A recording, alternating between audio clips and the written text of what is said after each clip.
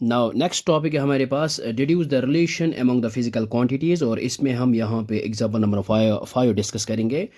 और example number 5 हमारे पास, consider a simple pendulum having bob attached to a string that oscillates under the action of the force of gravity. Suppose that the period of oscillation of the simple pendulum depends on its length, mass of the bob, and acceleration due to gravity.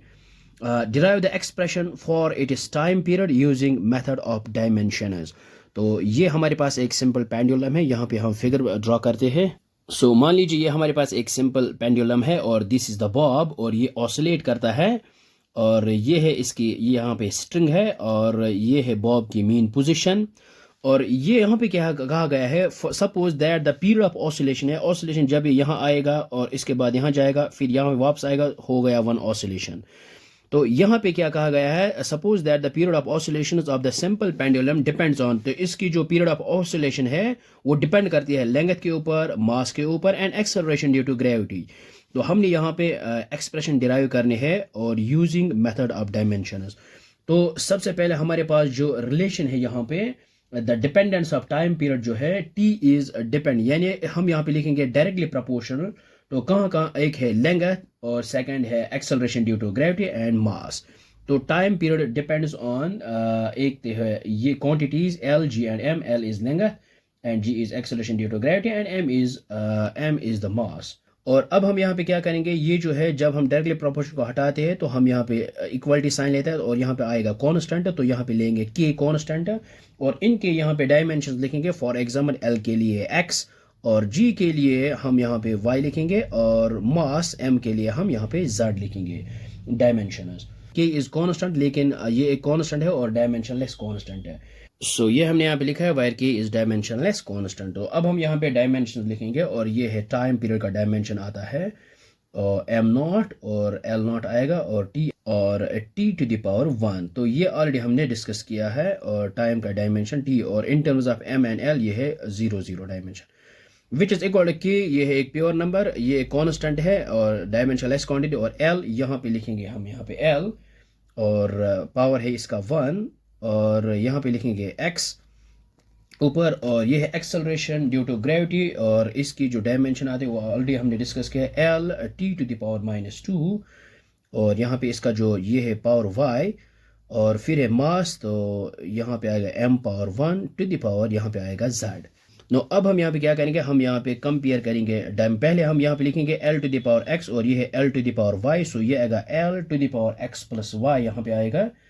सो यहाँ पे लिख सकते हैं x plus Y, और इसके बाद जो है टी, यहाँ पे टी, ये आएगा T raised power -2 into Y, ये आएगा -2y, और फिर है यहाँ पे एम, यहाँ पे आएगा M to the power Z. Now अब हम यहाँ पे क्या करेंगे, equating the dimensions on both sides. So ये हमने यहाँ पे लिखा equating dimensions on both sides. So ये आएगा यहाँ पे जो है x प्लस वाई, ये आएगा विच इज इक्वल टू 0, और ये आएगा 0, और इसके बाद यहाँ पे टाइम, और ये आएगा -2y विच इज इक्वल, यहाँ पे है 1, और फिर आएगा यहाँ पे z इज इक्वल टू 0। सो यहाँ पे आएगा ये y is equal -1 divide by 2, क्योंकि -2 को डिवाइड करेंगे तो ये आएगा -1/2, और यहाँ पे आएगा x इज इक्वल टू, ये प्लस y को यहाँ पे ट्रांसपोज करेंगे, ये आएगा -y, so x is equal to minus, और y की जगह पुट करेंगे -1 डिवाइड बाई 2, सो ये आएगा +1 डिवाइड बाई 2, क्योंकि माइनस इंटू माइनस आएगा प्लस। सो x का जो वैल्यू आया है वो आया हमारे पास 1 डिवाइड बाई 2, और y का वैल्यू है -1/2, z इक्वल टू 0। तो अब हम यहाँ पे इसको पुट करते हैं, तो ये आएगा हमारे पास t is equal to k times l raised power x, यहाँ पे x है तो ये आएगा 1 डिवाइड बाई 2, और g रेज्ड पावर है यहाँ पे y है यहाँ पे -1 डिवाइड बाई 2, और यहाँ पे है m रेज्ड पावर z की जगह पुट करेंगे 0। सो ये आएगा t is equal to k times l to the power 1/2, और ये जो है g टू द पावर 1/2, इसको जब डिनोमिनेटर में लिखेंगे ये आएगा +1 डिवाइड बाई 2, और ये आएगा 1, m रेज पर 0 आएगा 1 के इक्वल।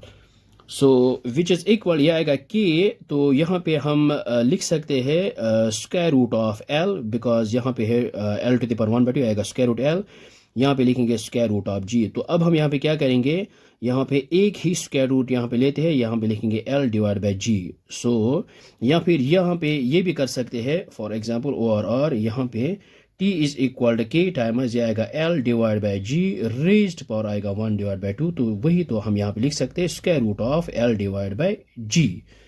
सो अब हम यहाँ पे k जो है ये है कांस्टेंट और इसको पुट करते हैं एक्सपेरिमेंट के लिए, ये वेरीफाई किया गया है, ये आता है 2 पाई के इक्वल। सो हमारे पास जो t की रिलेशन आए है वो विच इज़ इक्वल ये आएगा 2 pi times square root of l divided by g। So I hope आपको ये समझ में आया होगा, ये बहुत ही आसान है। So thanks for watching this video.